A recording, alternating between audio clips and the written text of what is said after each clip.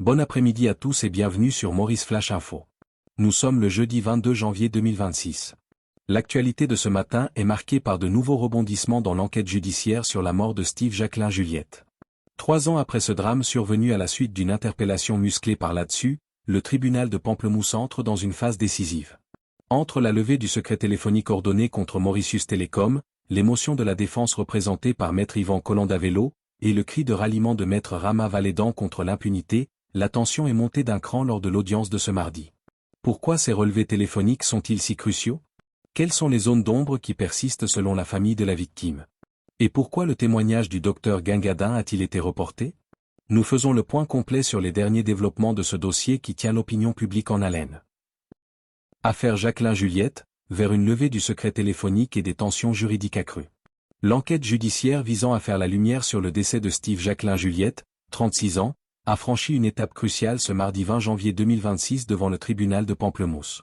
Sous la présidence de la magistrate Nella Ramdewar Noga, l'audience a été marquée par des réquisitions techniques majeures et des manœuvres procédurales de la défense. Mauritius Telecom sommet de briser le silence. Le point central de cette audience réside dans l'implication de Mauritius Telecom. Un représentant de l'opérateur historique a été officiellement assigné comme témoin. Sa mission, produire les relevés téléphoniques de 2 numéros spécifiques, identifiés comme des éléments clés par la poursuite. Maître Nataraj Munizami, assistant du directeur des poursuites publiques, DPP, a confirmé qu'un judge's order a déjà été émis par la Cour suprême. Cette ordonnance judiciaire est indispensable pour lever la confidentialité des données et permettre aux enquêteurs de retracer les communications ayant eu lieu autour de l'interpellation fatale de la victime. La contre-attaque de la défense. Cependant, cette démarche rencontre une opposition. Maître Yvan Collandavello, représentant l'ancien commissaire de police Anil Kumar Deep, a déposé une motion formelle. Le senior counsel exige d'obtenir l'intégralité des détails et du contexte ayant mené à l'émission de ce judge's order. Les débats sur cette motion sont attendus pour le 5 mars. Des témoignages clés en suspens. L'audience a également été perturbée par l'absence d'un témoin médical de premier plan. L'audition du docteur Sudesh Kumar Guingadin, chef du département médico-légal, a dû être reportée. Son avocat, Maître Wakid Ali Bocuse, a informé la Cour que le médecin légiste, souffrant, était dans l'incapacité de se déplacer.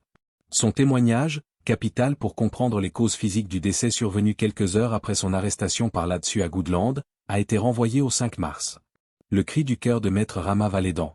En marge de l'audience, Maître Rama Valédan, qui représente la famille du défunt, a exprimé ses vives inquiétudes quant à la progression de la justice.